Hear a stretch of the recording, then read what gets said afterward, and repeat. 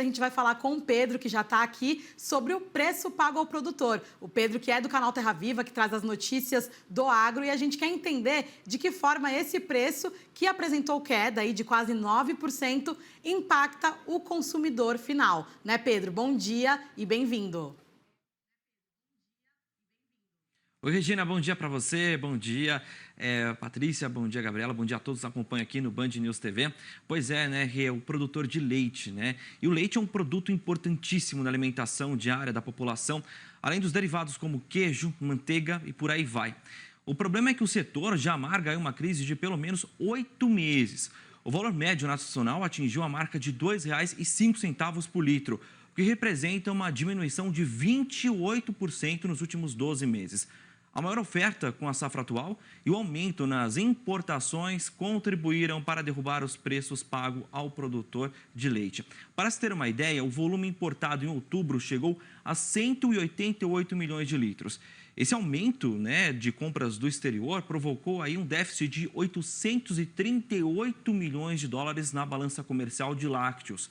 Já as compras externas, ou seja, as exportações, apresentaram alta em outubro, variação positiva de quase 60% na comparação com o mesmo mês de 2022. Enquanto isso, né, o custo de produção para o produtor de leite do Brasil aumentou em pelo menos 0,3% em outubro, mesma alta ocorrida no mês anterior, de acordo aí com o ICP Leite da Embrapa, né, que é um índice aí que faz essa aferição. Por isso, o setor tenta buscar soluções emergenciais aos produtores que enfrentam dificuldades com a queda nos preços e a alta nos custos de produção. A proposta do Ministério do Desenvolvimento Agrário é criar um preço de referência de R$ 2,20 por litro. De fato, algo precisa ser feito, né? Uma vez que o Brasil é o terceiro maior produtor de leite do mundo, com mais de 34 bilhões de litros por ano, e são mais de 1 milhão de produtores nacionais. A maioria aí, agricultor familiar, que é atingido pela crise. O setor movimenta 100 bilhões de reais ao ano, cifras importantes para a geração de renda, emprego e além de riquezas para o nosso Brasil. Pati, Regina. Muito bem, Pedro, falando em riquezas para o nosso Brasil, aí dentro do seu noticiário, qual que é a repercussão desse calorão em boa parte do Brasil? A gente já falou aqui que 15 estados estão em alerta vermelho, né? Alerta que foi emitido pelo IMET, e algumas capitais que... Inclusive, uma delas onde está a Gabriela Veras, de Brasília. Brasília, Rio de Janeiro, Teresina, 5 capitais podem bater recorde de calor. Claro que isso também afeta o produtor, a produção, enfim, quais são os destaques por aí. Já já a gente vai saber na pele como é que está suportar esse calor com a Gabi Veras lá em Brasília. Pois é, Patrícia, é um calorão difícil, né, de aguentar. Aqui em São Paulo, por exemplo, né, a temperatura está muito alta, né, vindo para cá às 7 horas da manhã, já está aqui calor praticamente do meio-dia, né. Eu vi há pouco até você falando sobre o horário de almoço, e exatamente isso. Imagina quando o horário for aumentando, a temperatura for, né, atingindo a casa aí dos 38 graus, né, que é a máxima prevista hoje aqui na capital paulista. E no agro também existe uma preocupação muito grande. Na região centro-oeste, onde está a Gabriela Veras, lá em Brasília, né, os produtores estão muito preocupados com a produção, né, a fase de germinação da soja, principalmente, porque o solo não tem umidade, né? A temperatura no solo já ultrapassa a casa dos 55 graus, e isso dificulta a umidade do solo para ter aí uma produção, uma produtividade melhor. No nordeste do país também existe uma preocupação, principalmente no Rio Grande do Norte, no Ceará, em relação à qualidade do melão, né? Ontem a gente colocou aqui o CPEA, que já emitiu esse alerta em relação ao melão, e aqui, né, nas outras regiões a preocupação segue também, porque o calor ele prejudica a produção, né, prejudica inclusive a safra seguinte, né, a janela de produção. Se a gente for olhar também que após a soja vem o milho, e o milho também pode ser prejudicado em função do clima, né, que está com esse calor muito forte, alta temperatura, isso prejudica a janela de produção. Então o setor produtivo fica muito preocupado em relação a este calor extremo, essas altas temperaturas, principalmente nas regiões produtoras. O arroz, por exemplo, no Rio Grande do Sul, já aí no caso no excesso de chuva, também existe essa preocupação. Então, a gente sempre brinca, né, que o agro é uma indústria a céu aberto, e por isso o clima é o fator preponderante, principal, para ter uma boa safra e uma boa produção. Lembrando que tudo que acontece dentro da porteira resvala fora, né? Nós temos aí nas gôndolas dos mercados o resultado de toda a produção. Dependendo de como é o custo dessa produção em função do clima, alguma praga, algum custo a mais dentro da porteira, isso vai para o bolso do consumidor também, ou seja, um efeito dominó. Certo. E, Gabriela, você está no sol, a gente quer saber. A gente já quer correr para você para poder te liberar. Como que tá a temperatura por aí em Brasília? Olha, Regina e Paty, aqui em Brasília tem um fator que, na minha humilde opinião, piora ainda mais essa situação do calor, que é a umidade relativa do ar, né? O Distrito Federal, o Cerrado, de uma forma geral, o Centro-Oeste, é marcado por essa baixa umidade relativa do ar e a gente não está acostumado a isso, pelo menos nesse mês de novembro.